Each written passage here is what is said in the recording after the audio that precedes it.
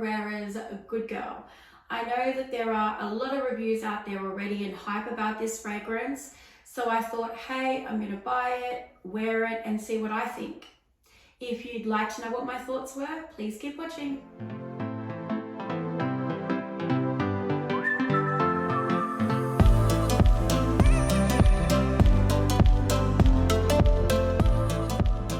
Hey everyone, welcome back.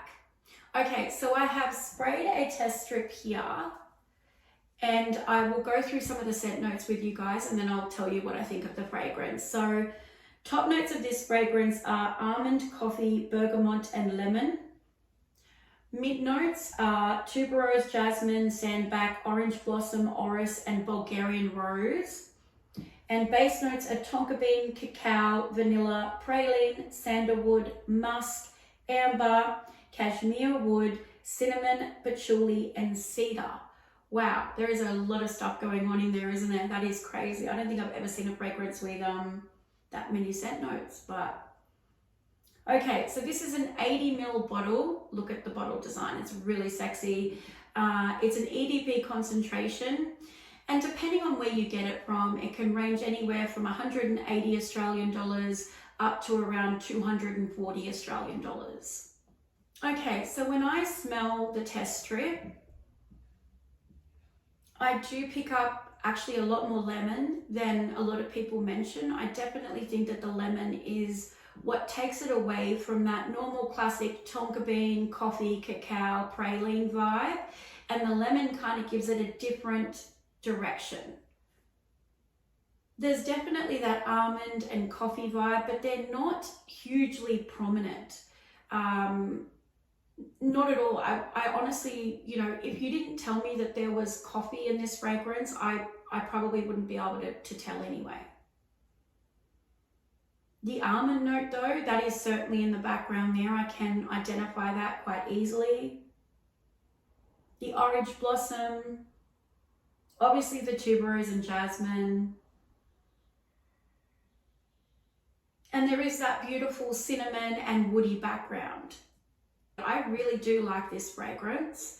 I get what people are talking about. I mean, when I smelt it, okay, I'm just going to be real here. So when I first smelt it, and every time I smell it now, there is a bug spray vibe to this fragrance. But the craziest thing about it is that I like it. It's not, and I know that sounds crazy. I know it does, for anything to smell like bug spray. I mean, who wants to walk around like that, right? But there's something so sexy about it and addictive. And it's not just all bug spray, but that's initially when I spray the fragrance, that is the first thing I think about every single time. So not the first or second time, every time. When I sprayed it on this test strip, first thing that came to mind was bug spray. It is not all bug spray. There's something about it that makes it very addictive, makes it very sexy, and I actually really love the fragrance. There is something very unique about this fragrance. Despite the fact there's a laundry list of notes in it, and most of the notes in this fragrance have been done over and over again with other fragrances, there is something unique about this one. It doesn't smell like other cacao fragrances, other coffee fragrances, other almond fragrances. It really doesn't. It's kind of in a league of its own. So basically, would I recommend Carolina Herrera's Good Girl? I think yes, I think that I would, but please test it first.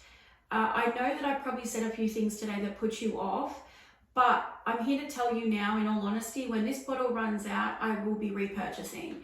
So yes, it does remind me of bug spray, which I don't know. I know it sounds nuts. And then I like it. For the price point of this fragrance, as I said, it does have a uniqueness to me that isn't typical in a lot of other fragrances with the same sort of scent profile. And there is obviously, as I said, that bug spray element, but I actually like it. I really do. So I know I sound crazy. Post it in the comments. I know I am.